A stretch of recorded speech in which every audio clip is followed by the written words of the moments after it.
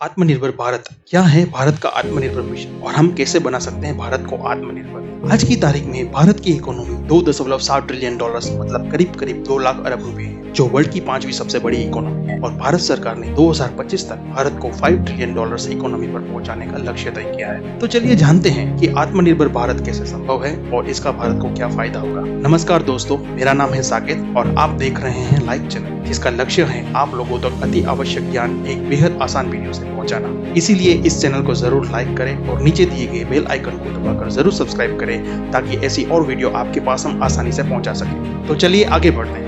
भारत है 130 अरब लोगों का देश, मतलब अनेक संभावनाओं का देश, जो विश्व की करीब करीब 16 से 17% आबादी है। मतलब विश्व के 100 कस्टमर्स में से 17 कस्टमर्स भारतीय हैं। अगर आज की तारीख में हम दुनिया के मैन्युफैक्चरिंग इंडस्ट्री की बात करें तो 2018 की डेटा के मुताबिक चीन सबसे पहले नंबर पर तो भारत 6वें नंबर पर है। और अगर आंकड़े की बात करें तो 2018 तक चीन 4 ट्रिलियन डॉलर्स और भारत 0.4 ट्रिलियन डॉलर्स। मतलब है एक समान आबादी होने के बावजूद मैन्युफैक्चरिंग के मामले में हम चीन का मात्र 10% ही मैन्युफैक्चरिंग कर रहे हैं। तो दोस्तों, आप समझ गए होंगे कि हम चीन जितना या उससे ज्यादा भी मैन्युफैक्चरिंग करने की क्षमता रखते हैं, पर कर नहीं रहे हैं। इसका प्रमुख कारण यह है कि विश्व के यह 17% भारतीय ग्राहक भारत से ज्यादा दूसरे देशों की प्रोडक्ट्स खरीद रहे हैं, जिसमें चीन और अमेरिका के प्रोडक्ट्स मुख्य है। साथियों, इस बिंदु पे जरूर मंथन करना चाहिए।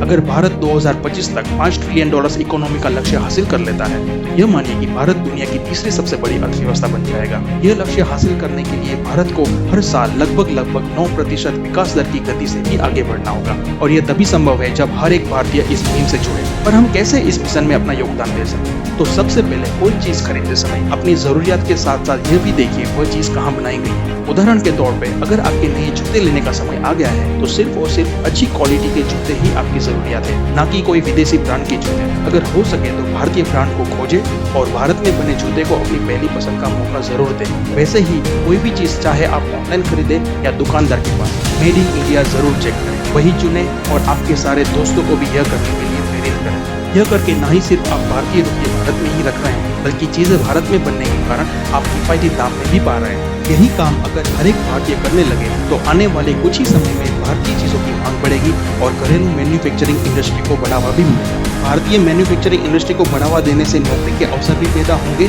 और रोजगार भी बढ़ेगा। बस यही है आत्मनिर्भर भारत। दोस्तों, अब हम डिजिटल दुनिया की बात करते हैं। 2019 में टिकटॉक के 44% डाउनलोड्स सिर्फ भारत के थे और 2019 में टिकटॉक का भारत से प्रॉफिट था करीब 1 अरब रुपए। कंपनी का 2020 तक यह प्रॉफिट 4 गुना करने की योजना थी, किंतु यह ऐप भारत में बैन होने से कंपनी का सपना सिर्फ सपना ही रह गया।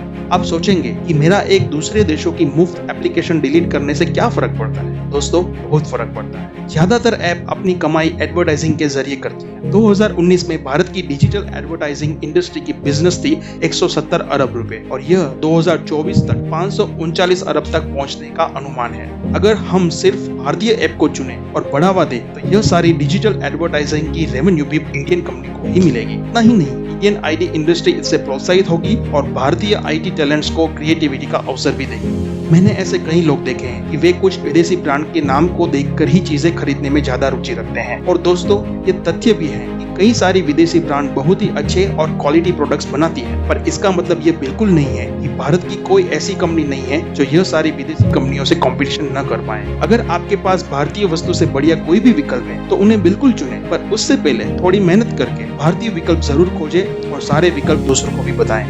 वैसे ही हमारे सारे मैन्युफैक्चरर्स को भी प्रोडक्ट क्वालिटी में विशेष ध्यान देने की आवश्यकता पड़ चुकी है। अब वक्त बदल चुका है, क्योंकि अब कस्टमर्स प्राइस से ज्यादा क्वालिटी को महत्व देने लगे हैं। विदेशी ब्रांड्स को टक्कर देने के लिए अब हमें मेक फॉर इंडिया से आगे बढ़कर मेक फॉर वर्ल्ड के बारे में भी विचार करने की जरूरत है। दोस्तों, मेरा विदेशी कंपनियों से कोई विरोध नहीं है, बल्कि सिर्फ और सिर्फ मेड इन इंडिया को पहली पसंद देने पर जोर है, क्योंकि भारत को मैन्युफैक्चरिंग में आगे बढ़ाने के लिए भारतीय कंपनियों को पसंद करने की जरूरत पड़ चुकी है। यही नहीं, विदेश में बसे हमारे भारतीय भी हो सके तो शक्य वस्तुएं भारत से ही खरीदें और रुपए को और मजबूत करने में अपना योगदान दें। अगर ऐसे ही हम सब मिलकर मेड इन इंडिया चीजों पर निर्भर हो जाए तो भारत में व्यापार के कई रास्ते खुल जाएंगे। ताजा उदाहरण है भारतीय पीपीई किट्स, जिसको पर्सनल प्रोटेक्टिव इक्विपमेंट भी कहते हैं, जो हमें विषाणु संक्रमण से बचाता है। दोस्तों, यह पीपीई किट का उत्पादन करने में भारत 0 से 100% आत्मनिर्भर मात्र 6 महीने के अंदर ही हो गया है। आज भारत प्रतिदिन 2 लाख पीपीई किट्स उत्पादन करने योग्य हो चुका है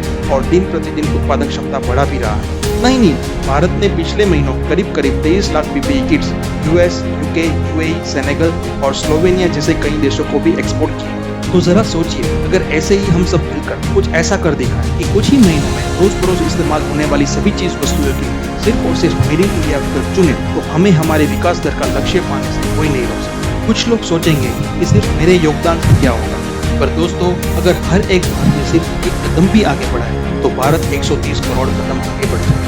भारत सरकार भी इस मुहिम को सफल बनाने की विविध योजनाओं पर लगातार काम कर रही है, पर साथ ही हम सबकी भी इतनी जिम्मेवारी जरूर बनती है कि हम भी इस मिशन में पूरी तरह से जुड़े और मेड इन इंडिया चीजों को प्राथमिकता अवश्य दें। $5 ट्रिलियन अर्थव्यवस्था का लक्ष्य मुश्किल जरूर है, पर नामुमकिन बिल्कुल नहीं। हाँ, इसीलिए हम सभी को वोकल फॉर लोकल बनना पड़ेगा। सारे भारतीय एकजुट होकर यह मिशन को मूवमेंट बना सकते हैं। अभी के लिए बस इतना ही। इस विषय पर आपके विचार भी कमेंट्स बॉक्स में जरूर लिखें और इसी तरह कोई और विषय पर भी अगर आप जानना चाहते हैं तो वह भी लिखें, जिससे हम वह विषय पर भी वीडियो बना सकें। धन्यवाद दोस्तों, जय हिंद।